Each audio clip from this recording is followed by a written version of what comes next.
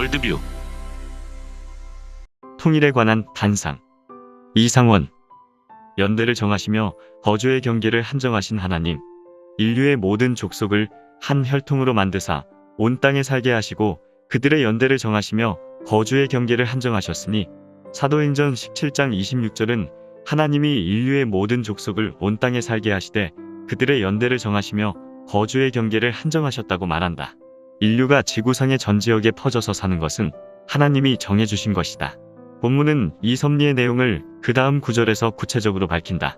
그 내용은 두 가지다. 하나는 하나님이 사람의 연한 곧 수명을 정해주셨다는 것이다. 동시에 하나님은 거주의 경계도 한정해주셨다. 거주의 경계는 일정한 영토를 지닌 국가를 뜻한다. 국가의 경계를 한정해주시는 것은 하나님이며 일정한 국가 안에 살게 되는 것도 하나님의 뜻이다. 우리는 태어나는 순간 나의 뜻과는 상관없이 어느 한 나라의 시민으로 태어난다. 다른 나라로 이주해 갈 수는 있으나 이 이주는 일생일대의 모험이다. 오늘날처럼 국제적인 교류가 쉬워진 시대에도 다른 나라로 이민을 하는 것은 결정적인 삶의 방향 전환이 없는 한 대부분 사람에게는 현실적으로 불가능하다. 국가의 경계가 바뀌는 것도 하나님의 뜻이며 국가의 존망을 결정하는 것도 하나님의 뜻이다. 국가 간에 일어나는 전쟁은 하나님의 섭리와 뜻에 따라 일어나는 것이다. 우리의 과제 남북통일. 남북통일은 남북분단 이후 한국인들이 성취해야 할 최대의 과제와 부담이 되었다. 남북분단은 많은 국민에게 이산의 아픔을 안겨주었으며 같은 민족을 정치, 경제적인 경쟁에 몰아넣음으로써 엄청난 국력의 소모를 초래했고 북한 주민들을 가공할 만한 비인간적이고 왕조적인 독재 정권의 지배하에 가두었다. 2천만 명이나 되는 민족 구성원들을 이 가공할 만한 독재 정권으로부터 해방하는 일은 우리에게 주어진 절대 과제다. 통일이 절대 과제라는 말은 통일을 일구어내는 일이 지난하다는 것을 이미 암시한다. 자국 이익을 추구하는 미국, 중국, 러시아, 일본의 정치 경제적인 복합적인 관계 때문에도 통일이 어려운 것이 사실이지만 통일을 결정적으로 가로막는 이유는 다른 곳에 있을지도 모른다. 통일 문제는 하나님의 계시에 근거하는 구속사적 해석에 주목하지 않으면 그 실타래를 풀 수 없다. 이 말은 국가의 경계를 바꾸는 것은 하나님이 하시는 일이라는 뜻이기도 하다. 요나가 탄 배의 운명이 요나가 타기 전에는 기독교인들을 향한 하나님의 뜻과 무관했으나 기독교인인 요나가 탄 후에는 요나를 향한 하나님의 뜻에 따라서 좌우되었고 바울이 탄 배의 운명이 바울이 타기 전에는 기독교인들을 향한 하나님의 뜻과 무관했으나 바울이 탄 후에는 바울을 향한 하나님의 뜻에 좌우된 것처럼 우리나라의 기독교인들이 존재하기 이전에는 우리나라의 운명이 기독교인들을 향한 하나님의 뜻과 무관하게 결정되었으나 기독교인들이 존재하기 시작한 이후에는 기독교인들을 향한 하나님의 뜻에 전적으로 좌우된다. 유다와 이스라엘의 남북 분열. 남북 분단의 문제를 생각할 때 우리가 비교해 볼 수 있는 사건은 유다와 이스라엘의 남북 분열이다. 이스라엘 분열의 직접적인 원인은 정치적인 것이었다. 솔로몬 왕은 예루살렘 성을 건축하는 과정에서 백성들을 너무 많이 힘들게 했다. 솔로몬의 사후에 이스라엘 백성들의 원성이 높음을 간파한 노련한 노인 대신들이 백성들의 멍에를 가볍게 해줄 것을 간청했으나 르호보암과 함께 자란 정치 경험이 없는 미숙한 젊은 대신들은 백성들을 더 강하게 압박할 것을 주문했다. 르호보암이 젊은 대신들의 정책을 받아들이자 유다와 베냐민 지파를 제외한 북쪽 10지파가 여로보암을 따라서 따로 왕국을 세움으로써 이스라엘은 북왕국 이스라엘과 남왕국 유다로 분열되었다. 10개 지파가 분열에 동참했다는 것은 분열의 정치적 대의가 정당했다는 것을 의미하며 하나님도 이 분열을 허용하셨다. 같은 하나님을 믿고 있을 뿐만 아니라 같은 혈통을 가진 백성들이 분열된 것이다. 그러나 우리는 하나님이 끝내 남왕국과 북왕국을 통일시키지 않으신 채 이스라엘의 왕조가 종말을 맞이하도록 하셨다는 점에 주목해야 한다. 그 원인이 무엇일까? 남왕국 유다와 북왕국 이스라엘이 모두 정치, 경제적 정의를 행하지 못하였다는 점에서 선지자들의 질책을 피해가지 못했다. 다만 불의한 통치가 계속되면서도 간간히 개혁하는 선한 왕들이 나왔던 남왕국 유다와는 달리 북왕국에서는 제대로 된 의로운 개혁가가 한 명도 등장하지 않았다는 정도의 차이는 있었다. 그러나 정치 경제적 불의는 두 왕국이 정도의 차이는 있었어도 함께 범한 죄이기 때문에 남왕국과 북왕국의 통일을 방해하는 결정적인 계기가 되었다고 볼 수는 없다. 남왕국에는 없었으나 북왕국에는 있었던 한 가지 결정적인 죄가 남북의 통일을 항구적으로 불가능하게 했다. 그것은 여로보암이 사마리아에 금송아지상을 세운 사건이었다.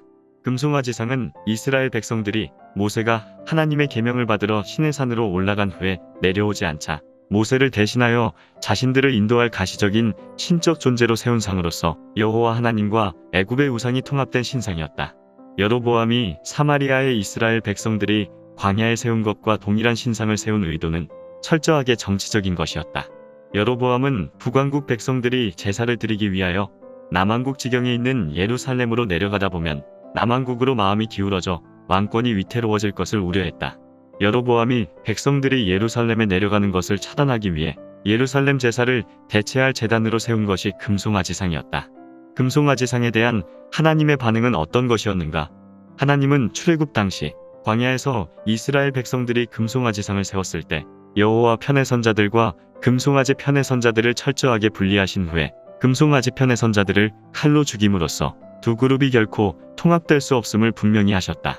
하나님의 방침은 금송아지상을 숭배하는 것으로부터 돌이키지 않은 북왕국 이스라엘을 남왕국 유다와 끝내 통일시키시지 않고 두 왕국을 모두 멸망하게 하신 것으로 재차 나타났다.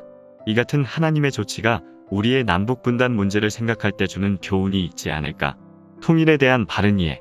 약사가 처방할 때 환자를 살리려는 좋은 의도가 있다 하더라도 약의 성분에 대한 바른 이해가 없으면 환자에게 치명적인 해악을 끼칠 수 있는 것처럼 통일을 이루려고 하는 열심이 지나쳐서 경제적, 정치적, 종교적 실상을 냉정하게 들여다보지 못하고 낭만적인 혹은 이념적인 관념에 치중하여 어설픈 통일 정책을 추구하는 것은 선한 의도와는 달리 국가의 중대한 해악을 초래할 수 있다.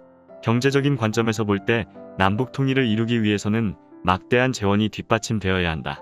독일의 통일이 가능했던 것은 당시 서독이 소련군 철군 비용으로 요구한 500억 달러를 국내 금융자산으로 현금 지급을 할 수 있었기 때문이다. 1900년대의 500억 달러는 오늘날 비용으로 환산하면 몇 배 이상 높은 금액이 된다. 그러나 대한민국에는 통일에 드는 비용을 현금 조달할 재원이 없다.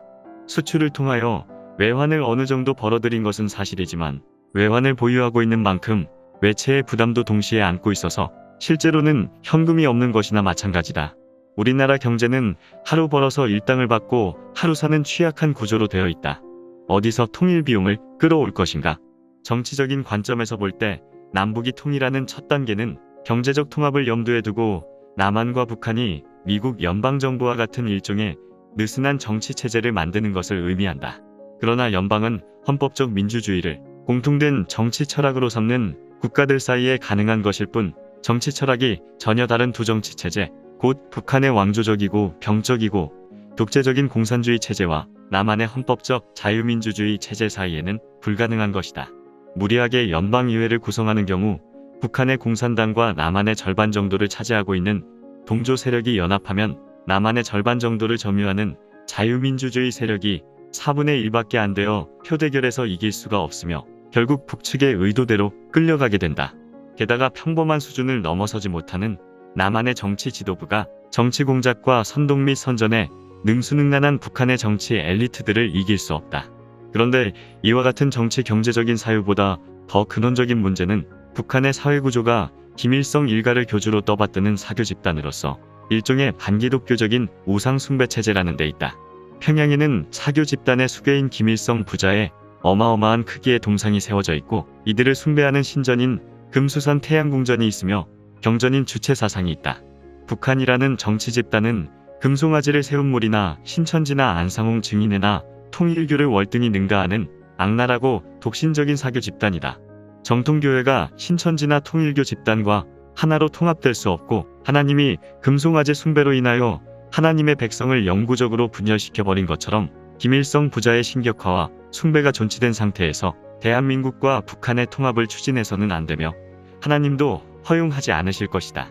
우리는 북한 체제의 이와 같은 우상숭배적이고 신성모독적인 종교적 차원을 간과하고 낭만적이고 어설픈 정치, 경제적 통일을 무리하게 추진해서는 안된다. 그런 무리한 추진은 대한민국을 예측 불가능한 파국으로 몰아갈 수 있다. 우리는 이와 같은 무리하고 나이브한 통일을 추진하기보다는 북한의 재복음화, 신앙의 자유를 허용하는 민주적인 정부로의 자체 변혁, 북한 교회의 자생적 부활, 그리고 자체 안에서의 김일성 부자, 우상 숭배에 대한 자생적 비판이 선행되도록 기도해야 한다. 그 후에 통일의 때를 하나님이 허락하시도록 간구해야 한다.